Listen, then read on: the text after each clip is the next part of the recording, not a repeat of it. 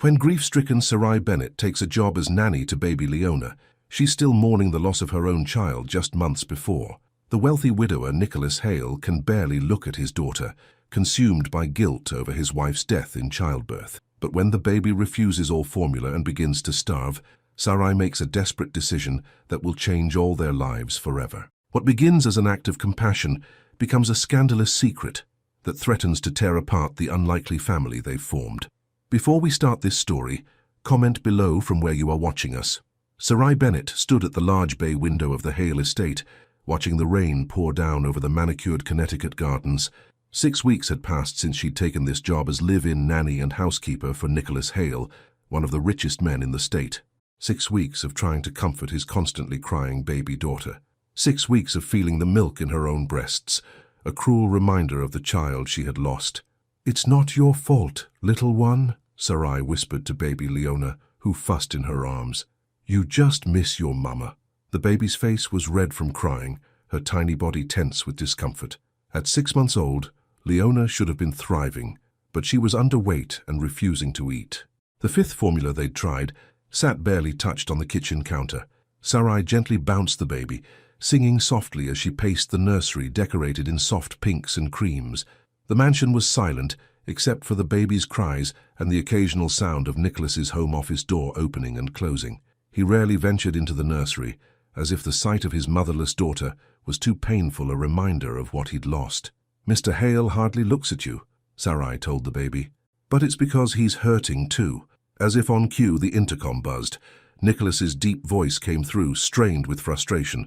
"Ms. Bennett, I have an important conference call. Can you please take her to the East Wing?" Sarai sighed. "Yes, Mr. Hale." This was their routine. Nicholas buried himself in work, while Sarai tended to every aspect of Leona's care. Despite the salary that was more money than she'd ever made, Sarai sometimes wondered if she'd made a mistake coming here. The grief of her own loss was still too fresh, too raw. 3 months ago, Sarai had been preparing a nursery of her own in her small apartment. She'd been 7 months pregnant when the cramping started. By the time the ambulance arrived, she knew her baby was gone. A boy. She would have named him James after her father. When the hospital bills piled up and her maternity leave was cut short, the agency had called with this position. A wealthy widower needed help with his infant daughter after his wife died in childbirth. The salary was generous. The job included room and board in a mansion. It seemed like the answer to her prayers. What the agency hadn't mentioned was how much the baby would scream, how difficult she would be to feed, or how absent her father would be. "Mr. Hale is still grieving," Mrs. Winters, the housekeeper, had explained on Sarai's first day. "He loved his wife something fierce. Hasn't been the same since she passed."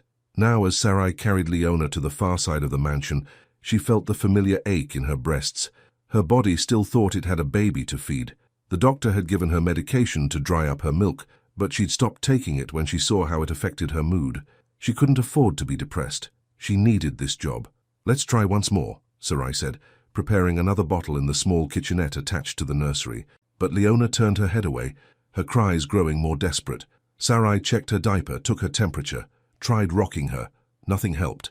The baby had been refusing formula for days now, taking just enough to survive, but not to thrive. By evening, Sarai was at her wit's end. Leona had barely consumed 2 ounces all day. Her cheeks looked hollower, and her cry had grown weaker. "I should call the doctor again," Sarai said to herself, but she knew what he would say. He'd suggested hospitalization and a feeding tube at their last visit. Nicholas had refused, insisting they try more formulas first. Sarai sat in the rocking chair, tears streaming down her face as she held the whimpering baby. "I don't know what to do for you, sweetheart," she whispered. "I wish I could give you what you need." And then a thought came to her, one she'd been pushing away for weeks.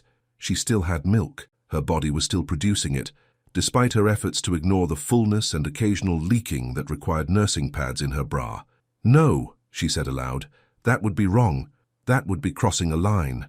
But as the night wore on, and Leona refused yet another bottle, growing weaker by the hour, Sarai's resolve began to crumble. It was nearly midnight. Nicholas was in his study as usual, likely with a glass of whiskey to numb his pain. No one would know. Sarai locked the nursery door. With trembling hands, she unbuttoned her uniform dress and unhooked her bra. The baby, as if sensing what was happening, quieted her cries. "This is just between us," Sarai whispered, tears falling onto Leona's blanket, "just to get you strong again." When Leona latched on and began to nurse, Sarai felt a rush of emotions so powerful she nearly gasped. Grief for her own lost child, relief that Leona was finally eating, fear of being discovered, and somewhere buried beneath it all, a glimmer of healing. For the first time since Sarai had arrived, Leona ate her fill, her tiny body relaxed, and her breathing became deep and regular. When she finished, she fell into a peaceful sleep that lasted through the night. The next morning, Nicholas remarked on the silence. "She seems better," he said at breakfast, not looking up from his newspaper. "She had a good night," Sarai replied carefully, avoiding his eyes. Over the next week, Sarai nursed Leona in secret, always behind locked doors, always listening for footsteps. The change in the baby was remarkable. Her cheeks filled out, her eyes brightened. She began to coo and smile, things Sarai suspected Nicholas had never seen his daughter do. "Whatever you're doing, keep it up," Nicholas said one evening, actually looking at Leona as Sarai carried her through the living room. "The doctor will be pleased." Sarai just nodded, guilt and pride warring inside her. She was saving this man's child, but she was also lying to him every day. As the days passed, Sarai found herself growing more attached to Leona. She told herself it was natural. She spent every waking moment with the baby. But deep down, she knew it was more than that. In some way, caring for Leona was helping to heal the wound left by her own loss. One night, as she sat nursing Leona in the rocking chair, Sarai spoke softly to the baby. "You're not my child, I know that. But sometimes when it's just us like this, I can pretend for a little while." She didn't hear the door open, didn't notice the shadow fall across the nursery floor. It wasn't until Nicholas spoke that she realized she wasn't alone. "What the hell are you doing?" His voice was low, dangerous. Sarai looked up, her heart stopping. Nicholas stood in the doorway, his face a mask of shock and fury. "Mr. Hale?" she gasped, quickly covering herself and adjusting Leona, who had fallen asleep at her breast. "I can explain." "Explain?" He stepped into the room, his tall frame tense with anger. "Explain why my employee is... He couldn't even say the words. Sarai stood, clutching Leona to her chest. She was starving, she wouldn't take the formula. I was afraid she would end up in the hospital. "So you took it upon yourself to—" Nicholas ran a hand through his dark hair, his expression a mixture of disgust and confusion. "I'm still producing milk," Sarai said quietly. "I lost my baby 3 months ago. A late miscarriage." Something in Nicholas's face changed. "You were pregnant when I hired you?" "No, I lost him before. That's why I needed this job so badly. The hospital bills." Nicholas stared at her, then at his daughter, who was sleeping peacefully for the first time he could remember. "She's been eating this way for how long?" "A week," Sarai admitted. "It was the only thing I hadn't tried. She was getting weaker every day." Nicholas was silent for a long moment. Sarai prepared herself to be fired on the spot. She would pack her things and be gone within the hour. Where she would go, what she would do, those were problems for later. But then Nicholas did something unexpected. He stepped closer and looked down at his daughter's face, really looked at her, perhaps for the first time since her birth. "She looks healthy," he said quietly. "She's gained almost a pound," Sarai replied. "And she's sleeping through the night now." Nicholas reached out a tentative hand and stroked Leona's cheek with one finger. The baby stirred but didn't wake. "Why would you do this?" he asked, his voice barely above a whisper. "Why would you care this much about a child who isn't yours?" Sarai met his eyes, no longer afraid. "Because she was starving, and because I lost a baby I never got to hold." The raw honesty in her voice seemed to reach something in Nicholas. He stared at her for a long moment, seeing her perhaps for the first time not as an employee, but as a woman with her own pain, her own story. "I should fire you," he said, but there was no conviction in his voice. "I know," Sarai replied. "This is inappropriate, unprofessional." "Yes, and yet—" Nicholas looked down at his sleeping daughter again. "She's better." The silence between them stretched, filled with unspoken questions, with boundaries being redrawn. Finally, Nicholas sighed. "We should talk about this tomorrow, when we're both calmer." He turned and walked to the door, then paused. Without looking back, he added, "Thank you for caring about her when I couldn't." Then he was gone, leaving Sarai standing in the middle of the nursery, her heart pounding, her future uncertain, but with a strange feeling of relief washing over her. The secret was out. Whatever happened next, At least she no longer had to hide. She looked down at Leona's peaceful face and whispered, "Well, little one, now we wait and see what tomorrow brings." Sarai barely slept that night. She packed her small suitcase, certain she would be dismissed in the morning. Nicholas Hale was not a man who tolerated being crossed, and she had definitely crossed a line. No matter how much her actions had helped baby Leona, she had made a decision about his child without his permission. When morning came, Sarai dressed in her street clothes instead of her uniform. She fed and changed Leona, holding the baby close, knowing it might be the last time. At precisely 9 o'clock, the intercom in the nursery buzzed. "Miss Bennett, please bring Leona to my study." Sarai took a deep breath. "Yes, Mr. Hale." She carried Leona down the grand staircase, through the marble-floored entryway, and down the hall to Nicholas's study. The door was open. Nicholas sat behind his massive oak desk, looking as if he hadn't slept either. His white shirt was wrinkled, his dark hair uncombed.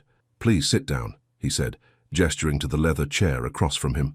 Sarai sat, keeping Leona close to her chest. "Mr. Hale, I want to apologize for—" Nicholas held up a hand. "I've been on the phone with Dr. Miller this morning. I told him about, what you've been doing." Sarai felt her face flush with shame. "He said it's not unheard of. Wet nurses have existed throughout history.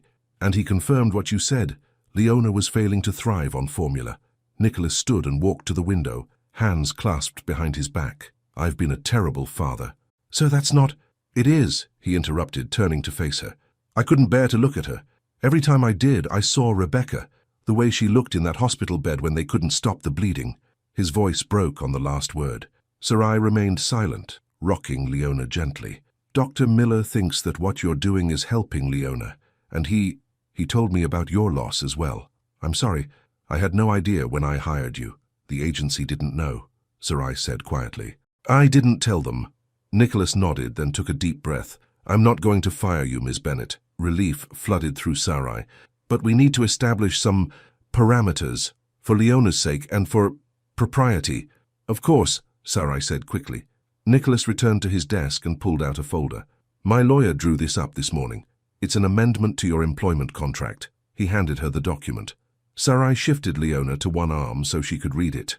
The legal language was dense, but the gist was clear. She would continue to nurse Leona, with the understanding that she was not claiming any maternal rights. Her salary would be doubled. A doctor would monitor both her health and Leona's, and there was a confidentiality clause. She could never speak of this arrangement to anyone. "You're doubling my salary? What you're doing goes far beyond your job description," Nicholas said stiffly. "It's only fair." Sarai nodded slowly. "And if I sign this, I can continue caring for Leona." "Yes, for as long as necessary." Sarai didn't hesitate. She took the pen Nicholas offered and signed her name. Nicholas took the contract back and cleared his throat. "There's one more thing. I want to be more involved with Leona." Sarai looked up, surprised. "I've been hiding from my responsibilities as a father. That ends today." For the first time since Sarai had met him, Nicholas Hale looked directly at his daughter. He reached out tentatively, and Sarai placed Leona in his arms. The baby stirred but didn't cry, her eyes opening to look up at the father she barely knew. "Hello, Leona," Nicholas said softly. "I'm your dad." Something shifted in the room that day, something none of them could have predicted. A new routine began to form in the Hale mansion. Nicholas still worked long hours, but he now spent time with Leona each morning and evening. He would sit in the nursery while Sarai nursed her, no longer uncomfortable with the arrangement but grateful for it. "Tell me about your baby," he said one evening, as Sarai sat in the rocking chair with Leona.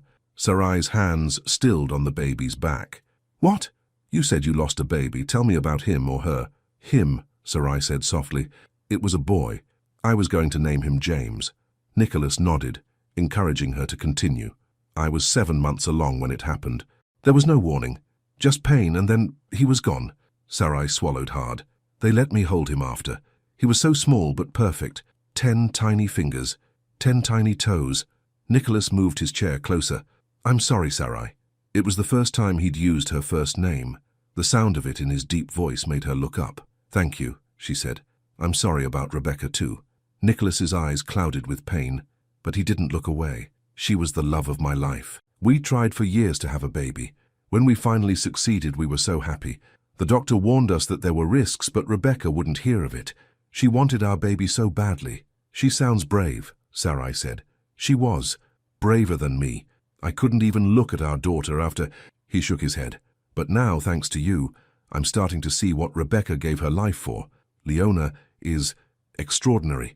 Over the weeks that followed, these evening conversations became a ritual. After Leona was fed and asleep in her crib, Nicholas and Sarai would talk. He told her about meeting Rebecca in college, about building his company from the ground up, about the 3 miscarriages they'd endured before Leona was conceived. Sarai shared stories of growing up in a small town in Georgia, of putting herself through nursing school before deciding she wanted to work with children, of the boyfriend who'd left when she told him she was pregnant. His loss, Nicholas said firmly when she told him that part. Any man would be lucky to have you and your child. The comment hung in the air between them, charged with something neither was ready to name. As spring turned to summer, the household settled into a comfortable rhythm. Mrs. Winters, the housekeeper, remarked on the change in her employer. I haven't seen Mr. Hale smile like that since before Mrs. Hale passed, she told Sarai one day as they folded laundry together. Whatever you're doing, it's good for him.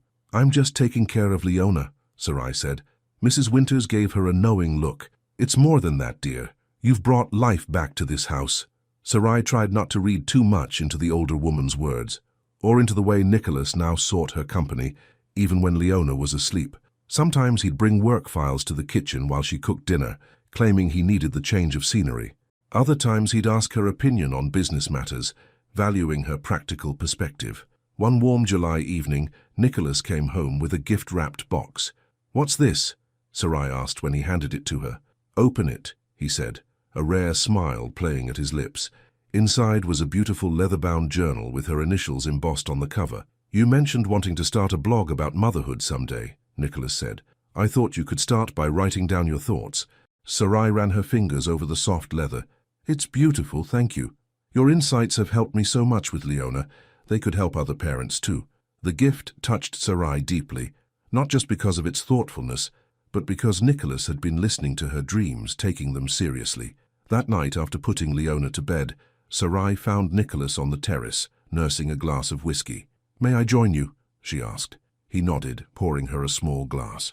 They sat in comfortable silence, watching fireflies dance over the manicured lawn. I've been thinking, Nicholas said finally. Leona will be starting solid food soon. She'll need you less. Sarai's heart sank. She'd known this day would come, but she wasn't prepared for how much the thought of leaving Leona and Nicholas would hurt. I still want you to stay, he continued, as if reading her thoughts. Not just as Leona's nanny, but... He trailed off, looking uncomfortable. But what? Sarai prompted. Nicholas turned to face her, his expression serious. I don't know what this is between us, Sarai. I wasn't looking for it. After Rebecca, I thought that part of my life was over. Sarai's pulse quickened. I wasn't looking for anything either. But something's happening, isn't it? His voice was gentle, uncertain in a way the confident businessman rarely allowed himself to be. I find myself thinking about you when you're not in the room, looking forward to our conversations, wondering what you'll think of things. Sarai nodded, unable to deny it. I feel it too. Nicholas reached across the small table between them and took her hand. His touch sent warmth spreading through her. I don't want to rush this, he said. I don't even know what this is yet, but I'd like to find out, if you're willing. I am, Sarai whispered. The moment was interrupted by a cry from the baby monitor. Leona was awake. I'll get her, Sarai said, standing reluctantly. Nicholas didn't let go of her hand. We'll both go. Together they walked back into the house, both aware that something fundamental had shifted between them. The next morning, Sarai woke to the sound of voices downstairs. Male voices arguing. She quickly dressed and went to check on Leona, who was still sleeping peacefully in her crib. Then she headed downstairs, curious about the commotion. In the living room, Nicholas stood facing a distinguished-looking older man in an expensive suit. The family resemblance was unmistakable, the same strong jaw, the same piercing blue eyes. Sarai, Nicholas said when he saw her, this is my father, Richard Hale. The older man turned to look at her, his gaze cool and assessing. So, this is the nanny I've been hearing about. Something in his tone made Sarai uncomfortable. It's nice to meet you, Mr. Hale. Richard ignored her greeting. Nicholas, we need to finish our discussion in private. Anything you have to say can be said in front of Sarai, Nicholas replied firmly. Richard's mouth tightened with disapproval. Very well. As I was saying, the board is concerned about your recent decisions. taking time away from the office, cancelling meetings, and now I hear rumors about your domestic arrangements. Sarai froze. How could he know about her nursing Leona? My domestic arrangements are none of the board's business, Nicholas said coldly. Or yours. Everything you do reflects on Hale Industries, Richard snapped. Your mother and I didn't build this company, so you could throw it all away over some— Choose your next words very carefully, Dad, Nicholas interrupted, his voice dangerously quiet. Richard glanced at Sarai again, then back at his son. The board meeting is tomorrow at 10. I expect you to be there, prepared to address these concerns.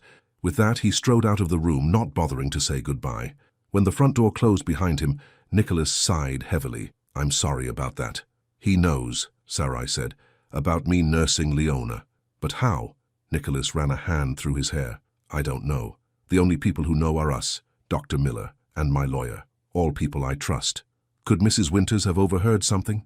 Possible, but unlikely. She's been with my family for 20 years. She wouldn't gossip. Sarai wrapped her arms around herself, suddenly cold despite the summer heat. What will happen at the board meeting? Nothing, Nicholas said firmly. This is my company now, not my father's, and my personal life is off limits. But Sarai wasn't convinced. There was something in Richard Hale's eyes that worried her, a determination to protect what he saw as his family's legacy, regardless of who got hurt in the process. Later that day, while Nicholas was on a conference call, Sarai noticed something she hadn't seen before, a small device on the bookshelf in the nursery, partially hidden behind a stuffed bear. She picked it up, examining it curiously. A nanny cam. Her blood ran cold. Who had put it there? And who had been watching? She was still standing there, camera in hand, when Nicholas walked in. What's that? He asked. Sarai held it out to him. I found it on the shelf. Did you put it here? Nicholas took the device, his expression darkening. No, I didn't. Then who did? Nicholas turned the small camera over in his hands, his jaw tight with anger. I don't know, but I'm going to find out. He left the room abruptly, taking the camera with him. Sarai could hear him on the phone in his study, his voice raised in anger as he spoke to his security team. When he returned to the nursery an hour later, his face was grim. The camera was installed 3 weeks ago, he told her, by someone using the security code assigned to my father's assistant. Sarai sat down heavily in the rocking chair. So your father has been watching us? Watching me nurse Leona? It appears so, Nicholas said, his voice tight with controlled fury, and I suspect he's been sharing what he saw with certain board members. What does this mean? Sarai asked, fear creeping into her voice. For us? For Leona? Nicholas knelt in front of her chair, taking both her hands in his. It means we have a fight on our hands. My father thinks he can control me through the company. He's wrong. But if the board finds out, let them, Nicholas said firmly. I've done nothing wrong. We've done nothing wrong. You saved my daughter's life, Sarai. I won't let anyone twist that into something shameful. His conviction should have reassured her. But Sarai couldn't shake her sense of foreboding. She'd seen enough of the world to know how easily a beautiful, natural act could be distorted by those with an agenda. I'm scared, Nicholas, she admitted. Not for myself, but for Leona. What if they try to take her away from you? The thought had clearly crossed his mind too, because pain flashed across his face. They won't, he said, but there was a hint of uncertainty in his voice. I won't let them. He pulled her into his arms then, holding her close. Sarai rested her head against his chest, listening to the steady beat of his heart. She had come to this house as an employee, nursing a baby who wasn't hers to ease her own grief. Somehow, against all odds, she had found a family here. She had found love, and now it was all at risk. Upstairs, baby Leona slept peacefully, unaware of the storm gathering around her small family, a storm that would test the bonds between them in ways none of them could have imagined. The next morning, Nicholas dressed in his most expensive suit, his face set with determination as he prepared for the board meeting.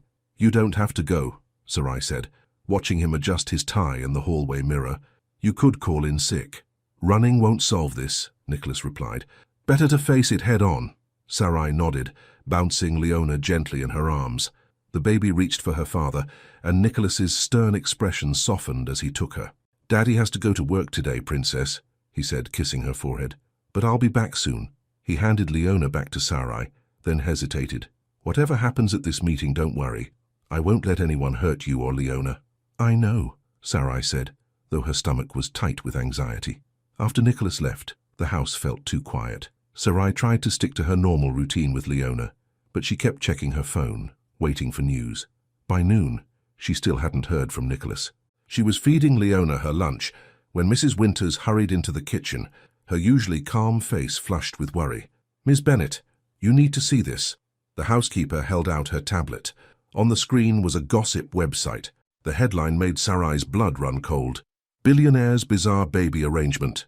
Widower Nicholas Hale pays nanny to breastfeed infant daughter." Below the headline was a grainy but unmistakable image taken from the nanny cam. Sarai nursing Leona in the nursery rocking chair. "Oh my God," Sarai whispered, nearly dropping the baby spoon she was holding.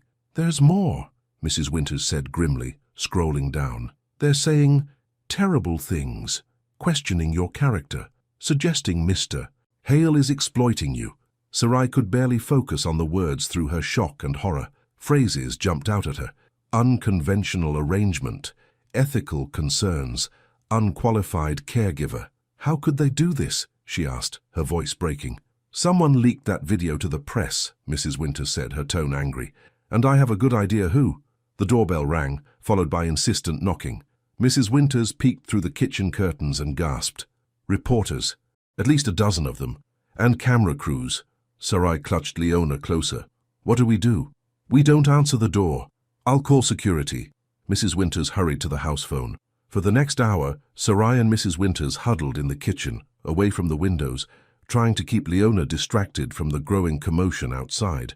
The security team arrived and positioned themselves at the gates, but the reporters simply shouted their questions from the street. "Ms.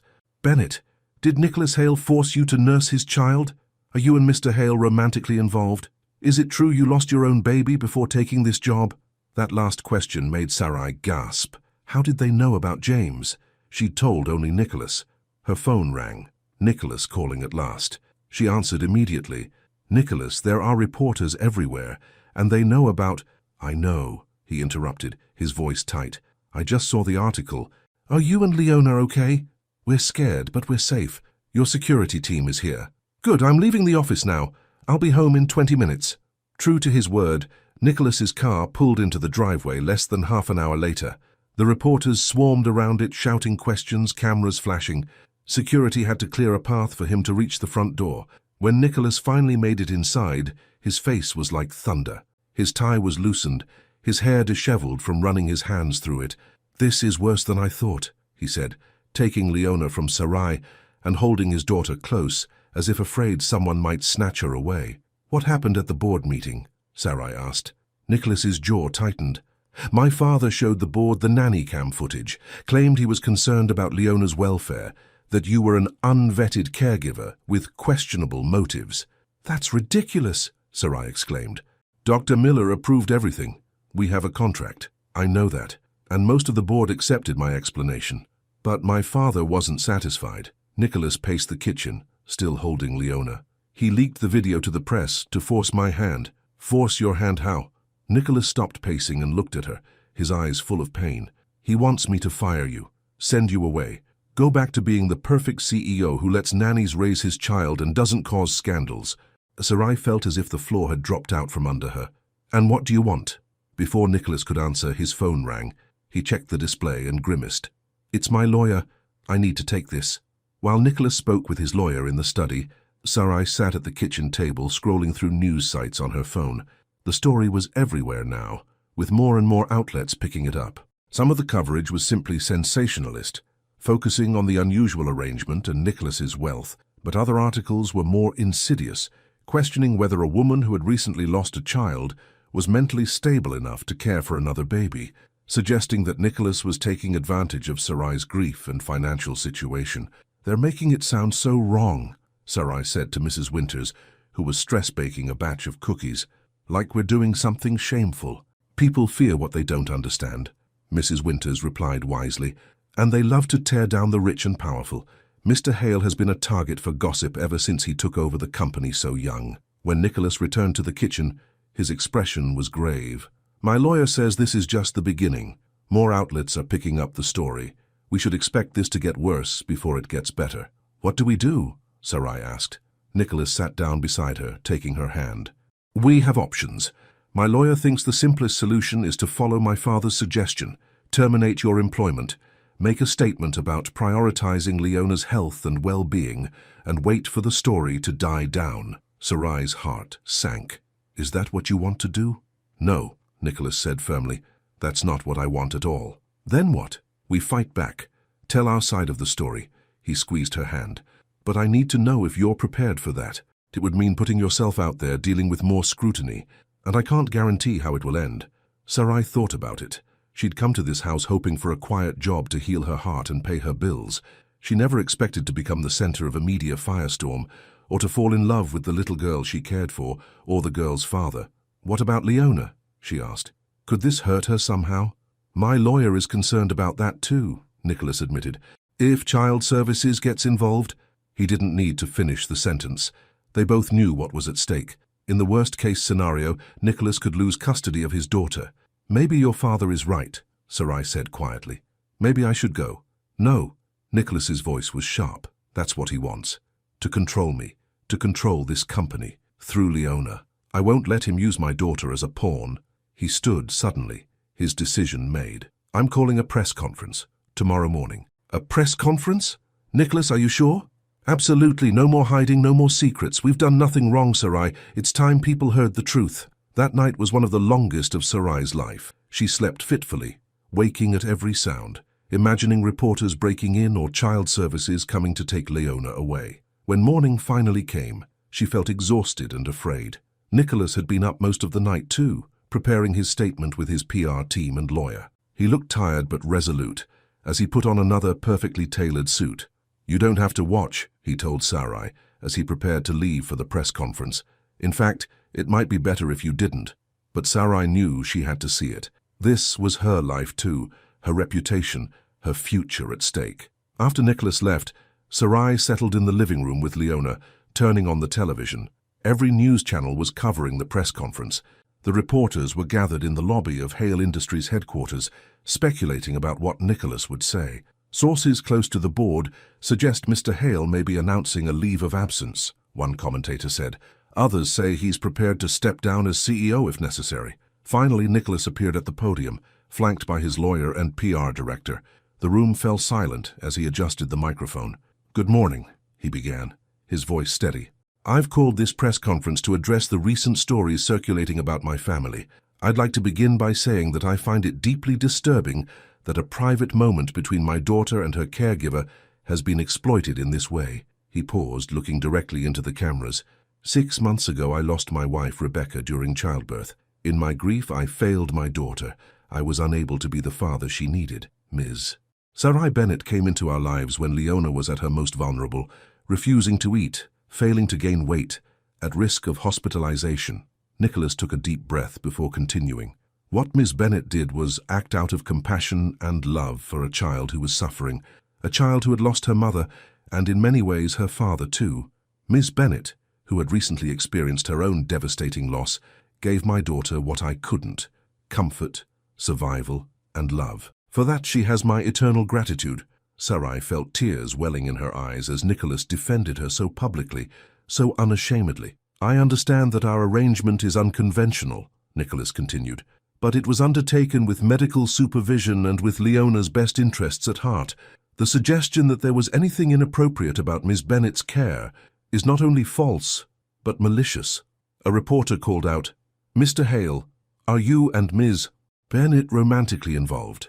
Nicholas's expression hardened. My personal life is not relevant to this discussion.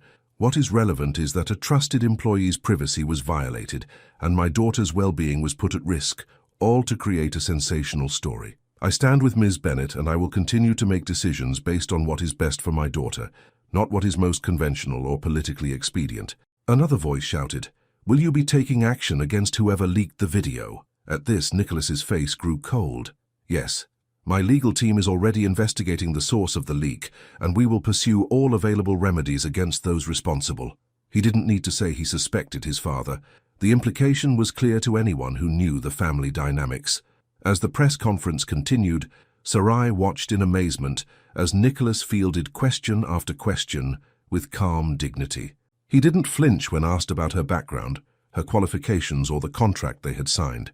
He repeatedly redirected the conversation to what mattered, Leona's health and happiness. By the time it was over, Sarai was crying openly, moved by Nicholas's unwavering support. Leona, sensing her distress, patted her face with chubby hands. "It's okay, sweetie," Sarai told the baby. "Your daddy just did something very brave for us."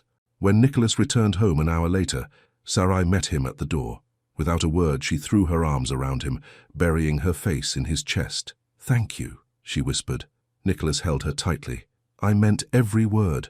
They stood like that for a long moment, drawing strength from each other. When they finally separated, Nicholas looked down at her, his expression serious. "This isn't over," he warned. "The press conference bought us some time, but my father won't give up easily. What will he do next? I don't know, but whatever it is, we'll face it together." The next few days were a whirlwind. Nicholas's press conference had changed the narrative somewhat, with many outlets now portraying Sarai in a more sympathetic light. Medical experts appeared on talk shows discussing the history of wet nursing and the benefits of breast milk for infants. Women's groups defended Sarai's right to use her body as she chose. Even some of Nicholas's business rivals praised his humanity and commitment to his daughter, but not everyone was convinced. Conservative pundits questioned the propriety of the arrangement. Internet trolls made crude comments about Sarai's motivations, and Richard Hale gave interviews portraying himself as a concerned grandfather, only looking out for his granddaughter's welfare. "He's turning this into a circus," Nicholas fumed as they watched Richard on a morning talk show, "using Leona to get at me." "Why does he hate me so much?" Sarai wondered. "He doesn't even know me." Nicholas sighed. "It's not about you. It's about control. He's always tried to control my life, who I dated, where I lived, how I ran the company. When I married Rebecca, he was furious because she wasn't from the right family. Now he sees you as another threat to his influence." Despite the ongoing media scrutiny, life inside the Hale mansion settled into a strained normalcy. Nicholas worked from home more often, unwilling to leave Sarai and Leona alone for long. Security was doubled, keeping reporters and curious onlookers at bay. Mrs. Winters fielded phone calls, turning away interview requests and donation offers with equal firmness. One evening, as Sarai was preparing Leona for bed, Nicholas appeared in the nursery doorway, his face pale. "What's wrong?" Sarai asked immediately. "My lawyer just called. Someone filed a complaint with Child Protective Services. They're sending someone to evaluate the home situation tomorrow." Sarai clutched the edge of the changing table. "Who would do that?" The complaint was anonymous, but Nicholas didn't need to finish. They both knew. "What happens now?" "We cooperate fully," Nicholas said. "We have nothing to hide. Dr. Miller has agreed to be present to explain the medical necessity of our arrangement. My lawyer will be here too." Sarai nodded, trying to stay calm for Leona's sake, but inside she was terrified. She'd heard horror stories about children being removed from their homes during CPS investigations, sometimes for months. "They won't take her, will they?" she asked, her voice small. Nicholas crossed the room and pulled both Sarai and Leona into his arms. "No," he said fiercely, "they will not take our daughter." Our daughter. The words hung in the air between them, unacknowledged, but deeply felt. That night, after Leona was asleep, Sarai sat on the terrace with the leather journal Nicholas had given her. She'd been writing in it regularly, pouring out her thoughts and feelings about her lost son, about Leona, about Nicholas. Now she wrote about her fear of losing this unexpected family she'd found, fear of what tomorrow might bring. Nicholas joined her, setting a glass of wine beside her. "What are you writing?" he asked. "Just getting my thoughts out." Sarai closed the journal. "It helps." Nicholas nodded. "My mother used to keep journals. After she died, my father wouldn't let me read them, said they were private. I always wondered what secrets they held." "No real secrets in mine," Sarai said with a small smile. "Just the ramblings of a woman trying to make sense of her life." Nicholas took her hand, his thumb tracing circles on her palm. "When this is all over, I want you to start that blog you talked about. Your voice deserves to be heard, Sarai. Your experience could help so many women who've been through similar losses." "You really think so?" "I know so." He looked at her with such certainty, such admiration, that Sarai felt warmth spread through her chest. "You're remarkable, Sarai Bennett. The way you've turned your grief into love, the way you've saved my daughter, saved me. I don't know where we'd be without you." Sarai looked into his eyes, seeing not just gratitude there, but something deeper, something that made her breath catch. "Nicholas," she began, but he leaned forward and kissed her, softly at first, then with growing intensity. When they finally broke apart, Nicholas rested his forehead against hers. "I've wanted to do that for weeks." "Me too," Sarai admitted. They sat in comfortable silence for a while, hands intertwined, both aware that tomorrow would test them in ways they couldn't predict. But for now, in this moment, they had found a small piece of happiness amidst the chaos. The CPS visit was scheduled for 10 a.m. By 9, the house was spotless. Leona was fed and dressed in her prettiest outfit, and Sarai had changed her clothes 3 times, trying to look professional, but not too formal. "Relax," Nicholas told her, as she fussed with her hair. "Just be yourself, that's more than good enough." Dr. Miller arrived first, followed by Nicholas's lawyer, Victoria Chen. They reviewed the strategy one last time. Be honest, be calm, emphasize Leona's improved health. At precisely 10 o'clock, the doorbell rang. Mrs. Winters showed in a middle-aged woman with a kind face and tired eyes. She introduced herself as Ms. Rodriguez from Child Protective Services. "Thank you for seeing me on such short notice," she said, her tone professional but not unfriendly.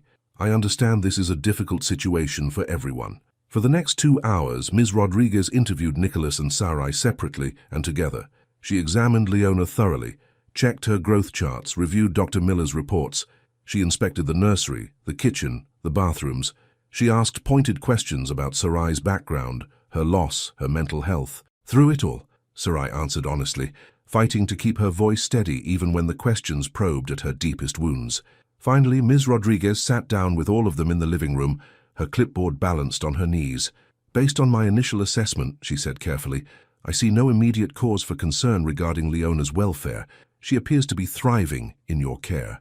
Nicholas let out a breath Sarai hadn't realized he was holding. "However," Ms. Rodriguez continued, "this is a highly unusual situation that will require ongoing monitoring. I'll be recommending regular check-ins with a social worker, continuing medical supervision, and a psychological evaluation for Ms. Bennett." "Is that really necessary?" Nicholas asked, his voice tight. "It's standard procedure in cases involving recent trauma," Ms. Rodriguez explained, glancing at Sarai. "The loss of a child is devastating. We want to ensure Ms. Bennett has the support she needs while caring for Leona." Sarai nodded, willing to accept any conditions if it meant keeping Leona safe. "I understand. I'll cooperate fully." Ms. Rodriguez made a note on her clipboard. "Good. I should also mention that my final report will take into account the unusual media attention this case has received. It would be in everyone's best interest, especially Leona's, if steps were taken to reduce that attention." "We're trying," Nicholas said grimly. "But some parties seem determined to keep the story in the headlines." Ms. Rodriguez's expression suggested she knew exactly who he meant. "Family conflicts can be particularly damaging in these situations, Mr. Hale. I strongly recommend finding a way to resolve those conflicts privately." After she left, Nicholas, Sarai, Dr. Miller, and Victoria gathered in the kitchen, relieved but still tense. "That went as well as could be expected," Victoria said. "Ms. Rodriguez seems fair-minded. Her report will likely be favorable." "But this is just the beginning," Dr. Miller warned. "Once CPS is involved, they'll be watching closely. Any hint of instability or risk to Leona could change the equation." Nicholas nodded grimly. "I understand. What's our next move, Victoria?" The lawyer tapped her pen against her legal pad. "I think it's time to deal with your father directly. His actions are escalating from petty to potentially harmful. We need to make it clear there will be consequences if he continues." "What kind of consequences?" Sarai asked. Victoria's smile was thin. "Financial ones, primarily. Your father may be a major shareholder, Nicholas, but you control the voting rights to your mother's shares. If you chose to align with the Fisher faction on the board, he could lose his position," Nicholas finished, understanding dawning on his face, "and his access to the corporate accounts he's so fond of using." "Precisely. Set up a meeting," Nicholas decided. "Just the 3 of us. You, me, and my father. It's time he understood what's really at stake here." As the lawyer and doctor left, Sarai felt a mixture of hope and dread. The CPS visit had gone better than she'd feared, but this war with Nicholas's father was far from over, and she couldn't shake the feeling that Richard Hale had more weapons in his arsenal, weapons that could tear apart the fragile happiness she and Nicholas had found. She looked down at Leona, sleeping peacefully in her arms, unaware of the battles being fought over her future. "We'll protect you," she whispered to the baby, "no matter what happens next." The meeting with Richard Hale was set for Friday afternoon at the Hale Industries headquarters. Nicholas spent the days leading up to it reviewing company bylaws and financial records with Victoria, preparing for whatever arguments his father might make. "Are you sure you don't want me to come with you?" Sarai asked that morning as she helped Nicholas with his tie. "I'm sure," he said, catching her hands in his. "My father will be more likely to speak freely if it's just family and lawyers. Besides, I need you here with Leona." Sarai nodded, understanding his real concern. He didn't want her subjected to more of Richard's hostility. "Just don't let him bully you. Remember what's at stake." "I know exactly what's at stake," Nicholas said, his eyes softening as he looked at her. "Everything that matters to me is in this house." After he left, Sarai tried to distract herself with normal activities, feeding Leona, reading her stories, taking her for a walk in the garden under the watchful eye of security. But her mind kept returning to the confrontation happening across town. The afternoon stretched endlessly. When the grandfather clock in the hall struck 5 and Nicholas still hadn't returned, Sarai began to worry. She was just about to call him when she heard the front door open. Nicholas walked into the living room, his tie loosened, his expression unreadable. "How did it go?" Sarai asked, rising from the sofa where she'd been playing with Leona. Nicholas didn't answer immediately. Instead, he crossed the room and took Leona from her playmat, hugging his daughter close. Only then did he look at Sarai. "It's over," he said simply. "What's over? What happened?" Nicholas sat on the sofa, still holding Leona. "My father didn't deny leaking the video or calling CPS. In fact, he was proud of it, said he was doing what was necessary to protect the family legacy." Sarai sat beside him, her heart sinking. "So he's not backing down?" "Oh, he is," Nicholas said, and now there was a grim satisfaction in his voice. Victoria presented him with 2 options. Either he resigns from the board and issues a public statement supporting my decisions regarding Leona's care, or I use my mother's voting shares to have him removed and cut off his access to the corporate accounts. What did he choose? He blustered for a while, threatened to contest my control of mother's shares, but Victoria had done her homework. The legal documents are airtight. Nicholas smiled slightly. In the end, he chose option 1. His resignation letter will be on my desk Monday morning, and the statement will be released to the press this weekend. Sarai stared at him in disbelief. "Just like that? After everything he's done, he just gave in?" "My father cares about 2 things, money and reputation. We threatened both." Nicholas shook his head. "The sad thing is, he still doesn't understand what he did wrong. He genuinely believes he was acting in Leona's best interest by trying to take her away from the people who love her." Sarai couldn't keep the bitterness from her voice. In his mind, love isn't the point. Maintaining the proper image is what matters. Nicholas looked down at Leona, who was happily playing with his tie. "My whole childhood was about appearances. The right schools, the right friends, the right hobbies. Nothing about what made me happy." Sarai placed a hand on his arm.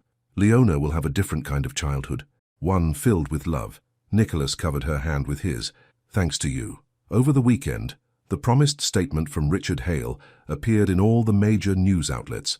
It was brief and clearly crafted by PR professionals, expressing concern over the misinterpretation of his actions and affirming his complete confidence in his son's parenting decisions. There was no direct apology to Sarai, but the message was clear. The senior Hale was backing down. The statement, combined with a glowing feature on Nicholas in a respected business magazine highlighting his commitment to his daughter, began to turn the tide of public opinion. The scandal wasn't forgotten, but it was evolving into a more sympathetic narrative, a widowed father doing whatever necessary to care for his child, a compassionate caregiver stepping in when needed.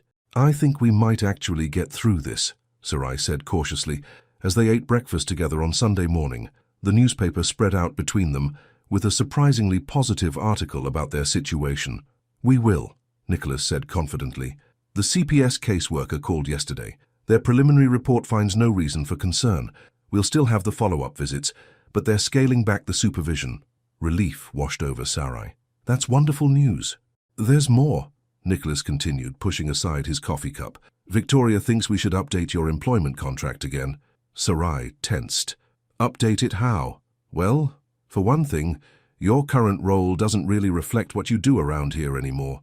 You're not just Leona's nanny, you're—" He hesitated as if searching for the right words. "I'm what?" Sarai prompted. Nicholas took a deep breath. You're part of this family, Sarai. You have been for months now.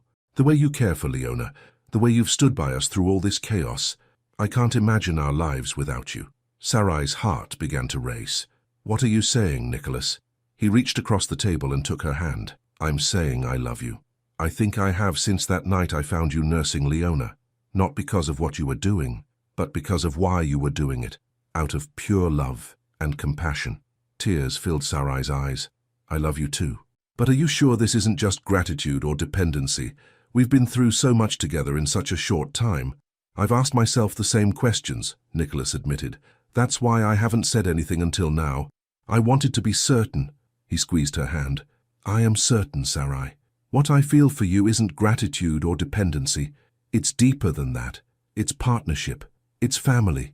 A tear slipped down Sarai's cheek. "I feel the same way, but the world might not understand. Look at the scandal we've already caused." "I don't care what the world thinks," Nicholas said firmly. "All I care about is you and Leona. We can take things as slowly as you need, but I want you to know where I stand, where I hope we're heading." Before Sarai could respond, Leona's cries came through the baby monitor. She smiled, wiping away her tears. "Duty calls." Nicholas caught her hand as she stood.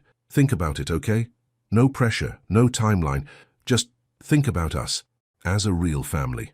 "I will," Sarai promised, her heart so full she thought it might burst. Over the next few weeks, life at the Hale mansion settled into a new normal. The reporters gradually lost interest and moved on to fresher scandals. The CPS visits became routine and less intrusive. Richard Hale kept his distance, apparently accepting his defeat for the time being. Nicholas and Sarai's relationship deepened, though they took things slowly, mindful of the scrutiny they were under. They had dinner together every night after Leona was asleep. Sometimes they talked for hours about their hopes and dreams, their childhoods, their favorite books. Other nights, they simply sat in comfortable silence, enjoying each other's company. Leona continued to thrive, growing stronger and more active every day. She began eating solid foods, reducing her dependence on nursing, though Sarai still breastfed her at bedtime, a special bonding ritual neither was ready to give up. One evening, as Sarai was preparing dinner, Nicholas came home with a small gift bag. "What's this?" she asked as he handed it to her. "Open it and see," he said, smiling mysteriously. Inside was a business card and a web domain receipt. The card read, "Sarai Bennett, founder of Second Heart, a resource for grieving and nurturing mothers." "I don't understand," Sarai said, turning the card over in her hands. "It's for your blog," Nicholas explained, "or website or whatever you want it to be. I bought the domain name and hired a designer to help you set it up. Only if you want to, of course."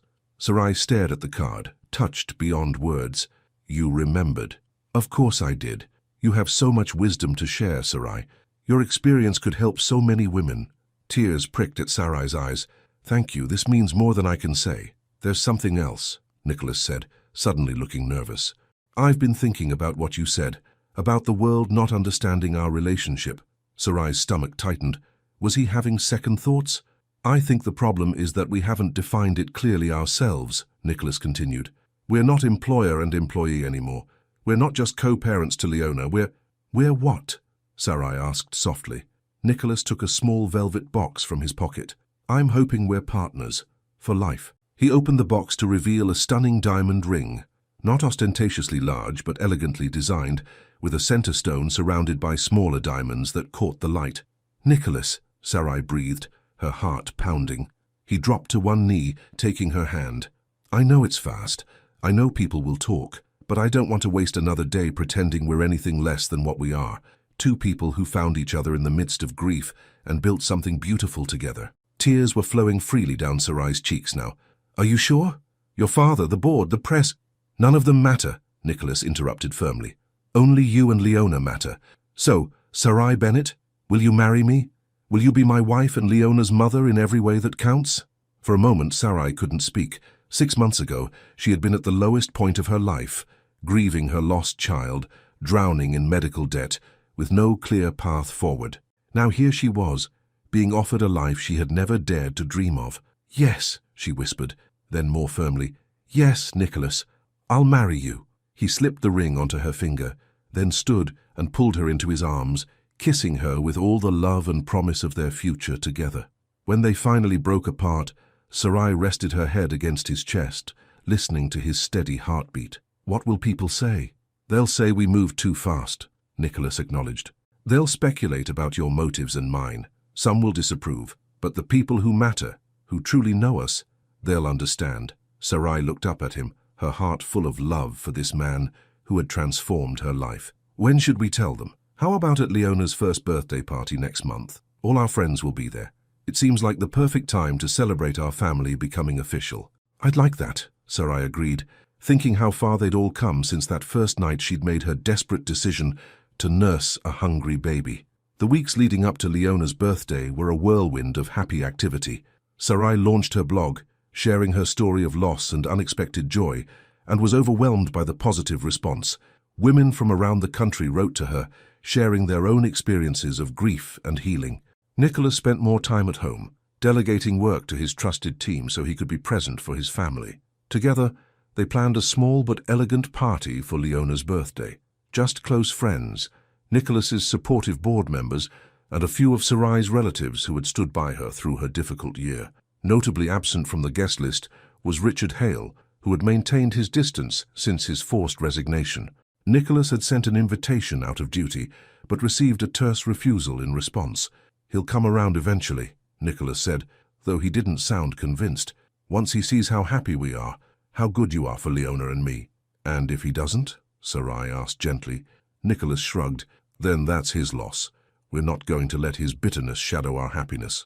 The day of the party dawned bright and clear. The garden was decorated with pink and white balloons. A small carousel had been set up on the lawn, and a beautiful cake in the shape of a teddy bear waited in the kitchen. Sarai dressed Leona in a frilly pink dress with matching headband, marveling at how much the baby had grown and changed in the 6 months since she'd come into her life. "Look at you, birthday girl," she cooed, lifting Leona high in the air. "You're not that tiny crying baby anymore, are you?" Leona giggled, reaching for Sarai's face with chubby hands. As guests began to arrive, Sarai felt a nervous flutter in her stomach. Today they would announce their engagement. Today she would officially become part of this family in the eyes of the world. It was everything she wanted, yet she couldn't help wondering if there would be whispers, judgments. Nicholas seemed to sense her anxiety. He found her in the nursery as she was fixing Leona's headband one last time. "Having second thoughts?" he asked, only half joking. "Never," Sarai replied honestly. "Just first-time jitters. I've never been engaged before, you know." Nicholas smiled, wrapping his arms around both her and Leona. "Well, I've never been this happy before, so we're even." The party was a joyful affair. Leona was passed from guest to guest, enjoying the attention. She smashed her cake with gleeful abandon, getting frosting everywhere and making everyone laugh. Presents were opened, champagne was poured, and through it all, Nicholas stayed close to Sarai's side, his hand often finding hers, his eyes full of love. Finally, as the afternoon was winding down and guests were enjoying coffee on the terrace, Nicholas clinked his glass for attention. "Thank you all for coming to celebrate Leona's first birthday," he began, standing with his arm around Sarai's waist. "This past year has been, well, a journey would be putting it mildly." Gentle laughter rippled through the group. "When Rebecca died, I thought my life was over," Nicholas continued, his voice growing more serious. "I couldn't see past my grief, couldn't even look at my own daughter without pain. I was lost." He looked down at Sarai, his eyes softening. "And then Sarai came into our lives.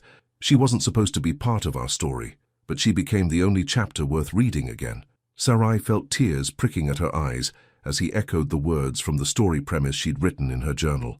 "She saved Leona, she saved me, and in the process we found something neither of us was looking for, a second chance at family." Nicholas took her hand, the diamond on her finger catching the sunlight. "I'm overjoyed to tell you all that Sarai has agreed to become my wife and Leona's mother. We're getting married." The announcement was met with cheers and applause. Friends surged forward to congratulate them, to admire the ring, to express their happiness. Mrs. Winters wiped tears from her eyes, telling anyone who would listen that she'd known all along they were perfect for each other. In the midst of the celebration, Sarai found a quiet moment to slip away and check on Leona, who had been put down for a nap in the portable crib set up in the sunroom. The baby was sleeping peacefully, her tiny hands curled into fists, her face angelic in repose. "I never thought I'd be a mother again," Sarai whispered, gently stroking Leona's cheek. "But here you are." my sweet girl, and soon I'll be your mother in every way that counts." She was so absorbed in watching Leona sleep that she didn't hear the commotion at first. Raised voices from the front of the house, the sound of Mrs. Winters protesting, of security being called. Nicholas found her in the sunroom, his face tense. "Sarai, there's someone at the door. A woman. She's insisting on speaking to me." "Your father sent her," Sarai guessed, her happiness dimming. "Another attempt to disrupt our lives." "I don't think so," Nicholas said slowly. "She has a child with her. A boy about 3 years old." Sarai felt a chill run down her spine. "What does she want?" Nicholas ran a hand through his hair, his expression troubled. "She says she needs to speak to me, that I'm the father of her son." Sarai stared at him, the world seeming to tilt around her. "What? How is that possible?" "I don't know. I've never seen her before in my life." Nicholas looked as shocked as she felt. "I would never have been unfaithful to Rebecca, Sarai. Never." "Then who is she? What does she want?" "I don't know, but I need to find out." Nicholas took her hand, his grip tight. "Whatever this is, we'll face it together, just like everything else." Sarai nodded, forcing herself to be strong despite the fear clutching at her heart. They had overcome so much already. Richard's scheming, the media scandal, the CPS investigation. They would overcome this too, whatever it was. Hand in hand, they walked to the front of the house, where their guests were watching curiously, as security kept a dark-haired woman and small boy at the edge of the property. The woman was arguing loudly, insisting that Nicholas would want to see her. As they stepped onto the front porch, the woman spotted them and fell silent. Even from a distance, Sarai could see the determination in her stance, the protective way she held the child close. "Nicholas," the woman called, her voice carrying across the lawn. "I need to speak to you. He's the father of my son." Nicholas squeezed Sarai's hand, his face pale but resolute. "Let's hear what she has to say." Together, they walked down the steps and across the lawn toward the stranger, who threatened to unravel their newfound happiness. Yet another test of the bond they had forged through love, sacrifice, and an unexpected choice that had changed all their lives forever.